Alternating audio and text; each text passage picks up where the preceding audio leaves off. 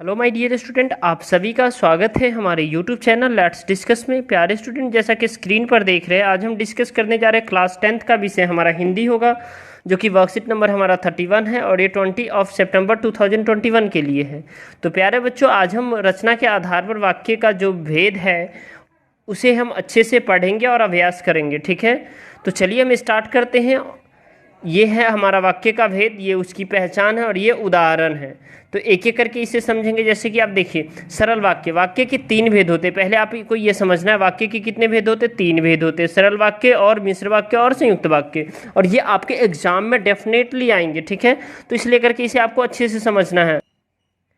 इसमें पहला क्या है, पहचान। उद्देश्य, एक उद्देश्य होगा प्लस एक विधेय होगा तो ये सरल वाक्य कहलाता है। ठीक है, एक उद्देश्य होगा और एक विधेय होगा तो ये दोनों क्या होगा, सरल वाक्य। उद्देश्य किसे कहते हैं, जैसे मैं आपको पढ़ा रहा हूँ तो आप सुन रहे हैं और मैं पढ़ा रहा हूँ, तो मैं यहाँ पे उद्देश्य हो गया और आप सुनने वाले विधेय हो गए। ठीक है, आपके क्लास में टीचर पढ़ा रहे होते, टीचर उद्देश्य हो गया और आप जो है ना सुनने वाले विधेय हो गया। ठीक है, जैसे सूर्योदय होने पर कुहासा जाता है, यानी सूर्योदय होने पर। ठीक है, तो यहाँ पे क्या है, सूर्योदय जो है ना उदय है। ठीक है, और विधेय क्या होता है, यहाँ पे होने पर कुहासा जाता है। ठीक है, तो यहाँ पे आप देख पा रहे हैं विधेय है। ठीक है, तो ये सरल वाक्य का एक एग्जाम्पल है। अब दूसरा हम देखेंगे डियर स्टूडेंट, मिश्र वाक्य। मिश्र वाक्य में प्रधान उपवाक्य प्लस आश्रित उपवाक्य दोनों होते हैं, वो मिश्र वाक्य होते हैं। जैसे कि मिलाने वाले शब्द जो है ना, इसका की होता है, जो होता है, वह होता है, जितना, उतना, जैसे, वैसे, जब, तब, जहाँ, वहाँ, अगर और आदि। ये जो शब्द आपको अगर दिखे तो वो आप सीधा समझ जाइएगा मिश्र वाक्य है। जैसे ही सूर्य उदय हुआ वैसे ही कुहासा जाता रहा, तो ये क्या हो गया, जैसे ही, जैसे आगे यहाँ पे वैसे ही। ठीक है, तो ये हमारा मिश्र वाक्य है। ठीक है, और प्रधान उपवाक्य क्या है इसमें, प्रधान ही सूर्योदय हुआ। ठीक है, जैसे वैसे, ये प्रधान उपवाक्य है और आश्रित उपवाक्य को मिलाने वाले शब्द है। ठीक है, तो इसे हम क्या कहते हैं, मिश्र वाक्य कहते हैं। संयुक्त वाक्य किसे कहते हैं, सरल वाक्य प्लस सरल वाक्य संयुक्त वाक्य कहलाते हैं। यानी दो सरल वाक्य अगर एक साथ जुड़ जाए तो संयुक्त वाक्य कहते हैं। यानी उदय विधेय प्लस उदय प्लस विधेय, ये दोनों मिल जाए तो आपको, जैसे इसकी पहचान है और, एवं, तथा, या, अथवा, इसलिए, फिर भी, किंतु, परंतु, लेकिन, पर, अतः, तो, नहीं, तो आदि। ये सारे अगर वर्ड आ जाए डियर स्टूडेंट तो ये संयुक्त वाक्य होता है। जैसे सूर्योदय हुआ और कुहासा जाता रहा।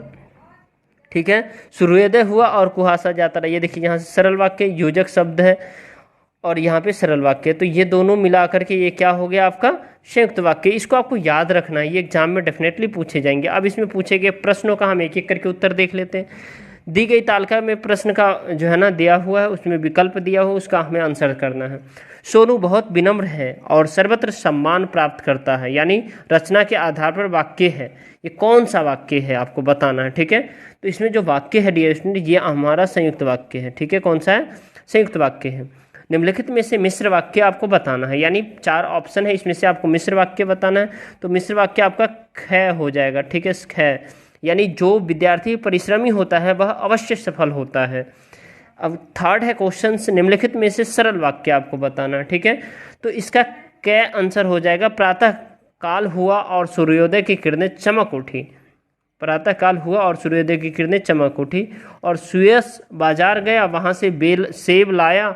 इस वाक्य में संयुक्त वाक्य में रूपांतरण करना है, तो इसको संयुक्त वाक्य में रूपांतरण करना है, तो ये आपका फोर्थ का कै हो जाएगा। ठीक है, यानी सुयस बाजार गया और वहां से सेब लाया, कै हो जाएगा। विद्यालय का समारोह समाप्त होने पर लोग घर चले जाएंगे। विद्यालय का समारोह समाप्त होने पर लोग कहाँ चले गए, घर चले गए, तो इस वाक्य में आपको मिश्र वाक्य बताना है। तो ये 5वां का डियर स्टूडेंट आपका जो आंसर हो जाएगा कै हो जाएगा। ठीक है, क्या होगा, कै। तो ये आपका आंसर हो गया। तो पहला का आपका जो है ना ख है, सॉरी ग, और दूसरा का आपका ख है, और तीसरा का आपका क, और चौथा का आपका क, और 5वां का भी क है। ठीक है, तो आई होप आपको ये समझ में आ गया। अब आगे देखते हैं डियर स्टूडेंट, नेक्स्ट क्वेश्चन। रचना के आधार पर वाक्य को समझाते हुए चार्ट बनाइए। इस गतिविधि को आप अपने मित्र और शिक्षक की सहायता ले सकते हैं।